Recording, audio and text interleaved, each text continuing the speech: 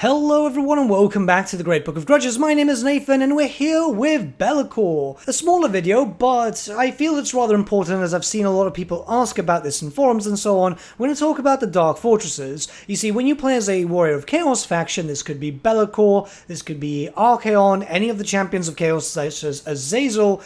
You need to get your hands on Dark Fortresses. These are your main settlements. While you can take over other settlements, they're more like outposts, so you really want a Dark Fortress. Now, these are very powerful settlements, which unfortunately mean that there's not that many across the world in various locations where we know chaos corruption is known. So when you start off as Be'lakor, you just have to fight an enemy faction, you know, the starting army, take over the settlement, there you go, and that's also how you get your Norscan vassals. It's quite important to know, as your Norskins will be your meat shield in a lot of times. It's a rather interesting way on how this campaign works. So the first one's quite easy to take over, it's not really that difficult, and then occupy, vassalize, and you're done. But obviously one Dark Fortress is not enough, so you have to start expanding, and I'm using a mod right now which removes the fog of war, so if any frames start dropping ever so slightly, it's not the game, it's actually the mod, because it's pretty much just loading everything in one go.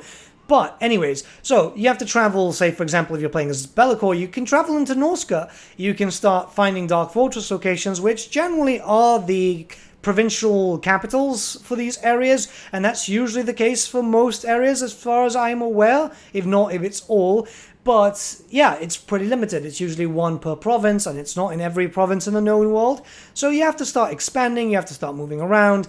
This is kind of important if you want to get stronger, if you want to have access to good locations to build up some forces, if you want a better economy too. These things are obviously quite important. You can't just rely on the Norskins for your cash. Generally, you can find them in pretty much the northern southern Chaos Wastes, and then any place that is known to be a lore-friendly location, like, say, for example, the Brass Keep, even Middenheim, because Middenheim is known to, well, it's part of the End Time series, let's not relive that.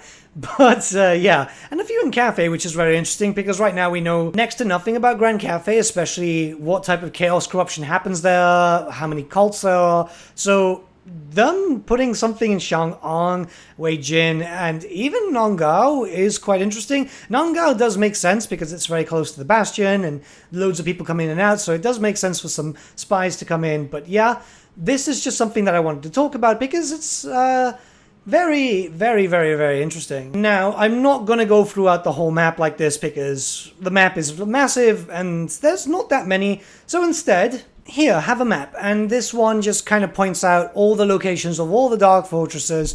It might be a little bit off, maybe a little bit to the left or the right, you know how these types of things work, but yeah, this is me scouring for the map.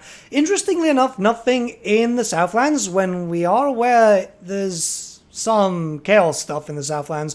Austria obviously makes sense because that's the whole where all the lizard men are and stuff like that, so it doesn't really make sense to have that there. Though, there is chaos minor factions there. Well, demons, but you know. Either way, you can get a pretty big amount of cash as soon as you start taking over locations, and really, everyone kind of has access, from as far as I've seen in location-wise, to a decent amount of the Dark Fortresses. Well, Festus, not so much, because he starts at the Brass Keep, but if he goes down, he's got some, and he can always double back, you know? So, yeah, just wanted to do this video in case you guys are planning to play the Warriors of Chaos and wanted to know exactly where they are. Obviously, it's a bit cheaty, but, hey, if you want to know, and this makes it much more fun for you, at the end of the day, that's your choice. So yeah, enjoy guys, and I'll see you all again for another video. There's a lot of them coming out, and I'm very tired.